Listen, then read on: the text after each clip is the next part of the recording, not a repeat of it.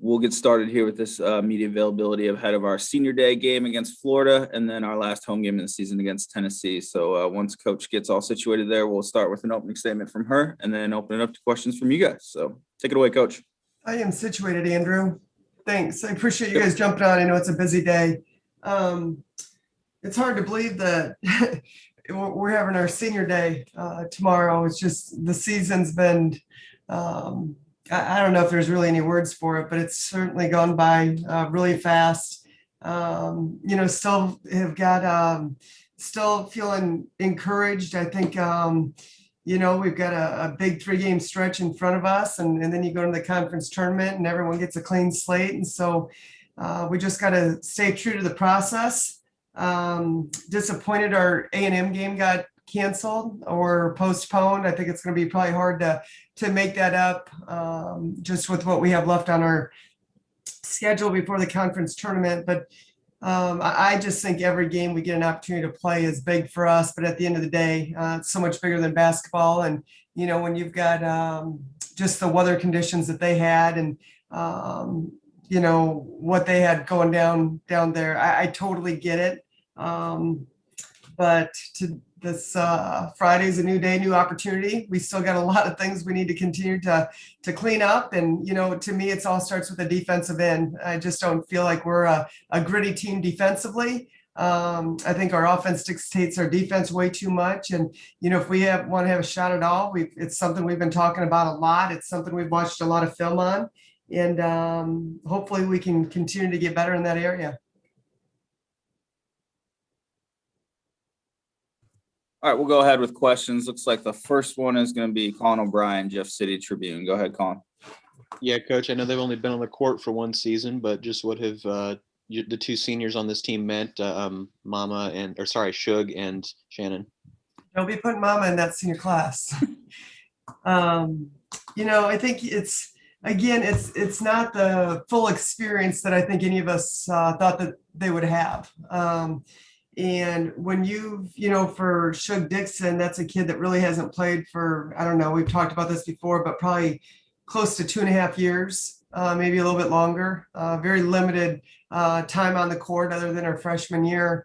It's unfortunate she didn't get the full experience this year. I think an off season would have been really good for her, in those non-conference games, but certainly, a kid that we care a great deal about, a lot of talent.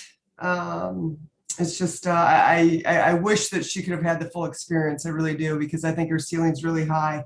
But a St. Louis kid, a kid I've known for a long time, has a very infectious personality, and has shown signs of really being able to be an elite player. It's just, I think the consistency piece and experience piece, I think, kind of hurt her a little bit this year. With Shannon, she's just got such an outgoing personality, free spirit, maybe a little bit, just a fun kid to be around every day, works really hard, pretty positive young lady, and I think she's brought a ton to the table for us on the court. I really do, with her ability to stretch the court and play multiple positions. Again, I wish that she could have had that full experience. I think it could have really helped her after sitting out for a year, but certainly very blessed and, to have had an opportunity to have these guys in our program.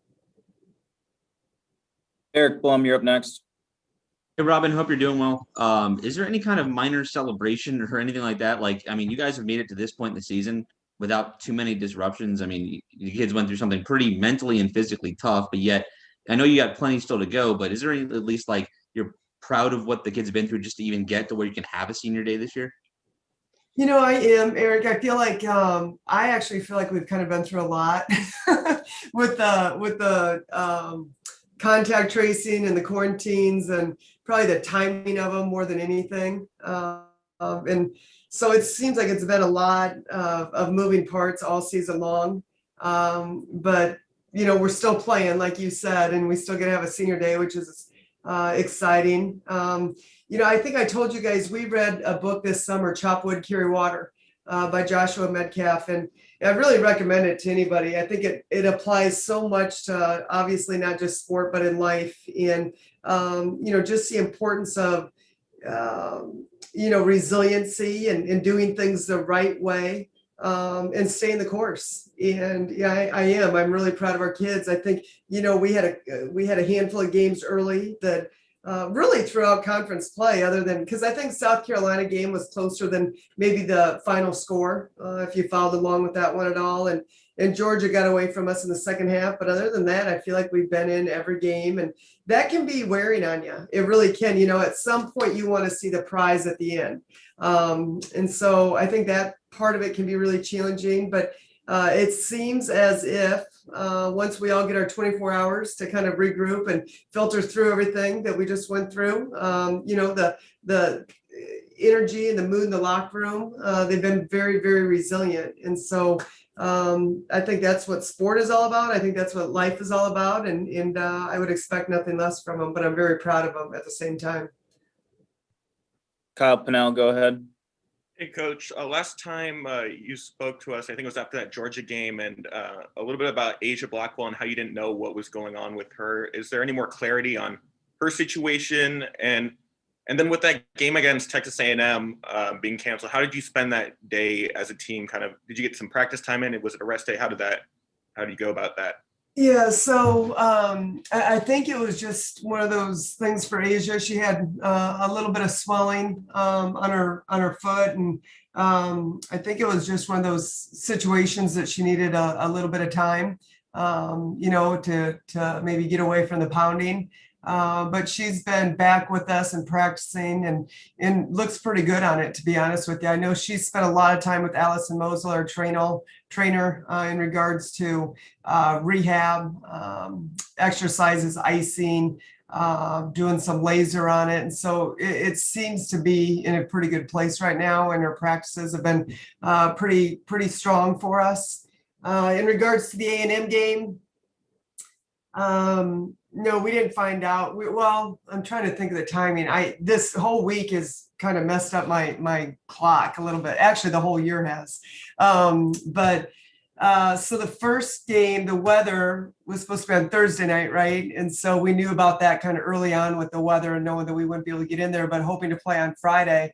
And just really followed the weather down there pretty closely, had been in communication with their ops people.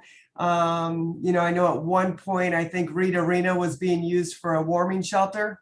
I think the bus system down there was being used for a warming shelter as well. Power had been in and out.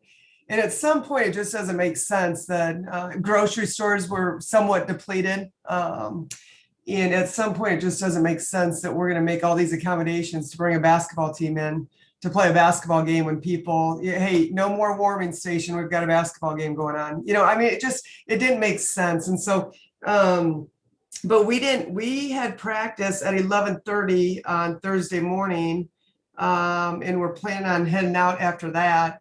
But we knew it was in flex mode. So we actually just went out and did some rhythm shooting, got a really good stretch in, got a lot of free throws in, and we're hopeful that we were still going to play. And so we didn't do too much on the court, but by the time we got word, they'd already been here for a couple hours. So we fed them lunch and sent them home. And honestly, a day like that at this point in the season isn't always a bad thing. As coaches, we want to be here for 3 hours grinding it out. But I think as players and the wear and tear on the body, to have a day like that where you're just getting some rhythm shots up, some free throws, I don't think it's that bad. Colin? Yeah, Coach, kind of along those lines, Florida's going to be without Lavender Briggs for the rest of the season, a really talented player. I was just curious what her absence changes how the Florida team operates. It's really it's been interesting to dissect their last two games because Briggs is a stud. I mean, she is really, really talented. I've got a lot of respect for her game and her work ethic, and I hate to see that happen for any kid. I really do. And so I on one hand, I tell you what a talented player she is, but for whatever reason, the last two games without her, their kids have really stepped up. They look just as good, if not better. And how do you explain that when you lose your leading scorer, but I think before Briggs went down, they were maybe averaging 6 threes a game. the last 2 games, they've made over 9 threes a game. I think it's maybe they had that 1 and 2 punch with her and Smith, and I think everybody just settled into a role. And now that Briggs is gone, people felt like they had to step up, and it's just it's been really interesting to watch their last 2 games. They certainly down a good man, but everybody's just responded and really stepped up their game. And I tell you what, Kira Smith is as good as anybody in this league. She's a ton, and give her a lot of credit. Every year you could just see her game get better and better and better. And I think she's got a chance to play in the league. She's just really, really athletic, scores on 3 levels, great defender. And from everything I watch on film, just a phenomenal leader for that team. Kyle Pennell, go ahead. Yeah, Coach, it seems like LaDeja's been a big part of this team all season long, and I'm kind of curious what's impressed you most about her this season, and both on and off the court, and what is something you want to see her maybe improve on to be even better next season? Yeah, so Day's been great for us. She's added an inside presence that we haven't had for a while. Obviously shooting the ball really well. I think when I think of what Day needs to do moving forward, there's got to be a bigger investment from a defensive standpoint from her and our entire team. We've got to learn how to play a little grittier. We've got to be able to contain better.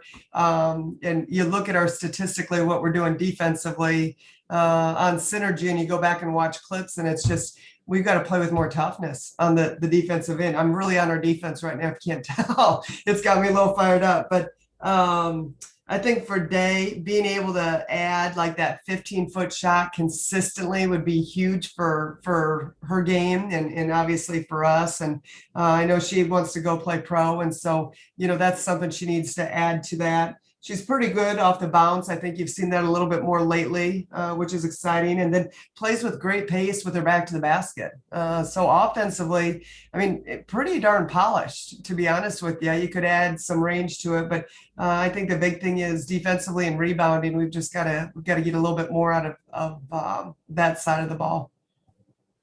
All right, we'll go last one for Coach here before we get the seniors in. Natalie Jones, go ahead. Hey, Coach, we talked about how unfortunate it is the seniors didn't really get the season that you would have liked them to get, but I'm curious, obviously the season's not done, but from your perspective, when you have the group of young girls like this going through such a strange season, so much adversity, what do you feel like that does for their experience, even heading into next season that you guys can grow upon? Yeah, I think it's huge. I really do, Natalie. I think, if we can just help keep them in a good mental space, and understanding that hard is okay, uncomfortable is okay, adversity is okay, and we are going to grow from it, and we will grow from it, and we will get back to building this program back to where it had been. I really fully believe that. But I think this is almost a free year for all of them, for those that come back for that extra year. It's unbelievable experience to get under their belt. And I do think we've grown from it. I do think, you've seen kids that have elevated their game. And I think that's really important. I think perspective is so important. And I hate to lose, Natalie. I really do. I'm horrible at it. I'm not okay, with where we're at right now. But if I'm breathing, I'm fighting. And I do think there's still some opportunities here yet this year. And so we'll see what happens and what shakes out with that. But I just feel like this experience for them is so important. You look at Arkansas 3 years ago. They finished 10th in the league and made a run in the conference tournament. That was pretty special, and they haven't looked back since. And it's crazy. 2.5 years ago, we were ranked top 11 in the country, and we've graduated some great players. Obviously, Sophie was a huge part of it, and so we're kind of rebuilding again. And growing pains again can be tough. I think we had hoped that we'd be a little bit further along. I think we would have been this year if we had an off season. I truly believe that. If all of our kids would have had that opportunity to come together and get that chemistry down a little bit earlier, but I think all of this grows us as athletes, as coaches, and I think bigger picture in life. Because if we think this is hard, wait until you get in the real world, right? It gets a lot tougher. So we've got to be able to handle it. We've got to put our shoulders back. We've got to live our life based on principles, not emotions, and we got to soldier on one day at a time. All right, that'll do it for Coach. Thank you very much. Natalie, you get me all fired up. Appreciate you guys. Have a good day. I know it's going to be busy.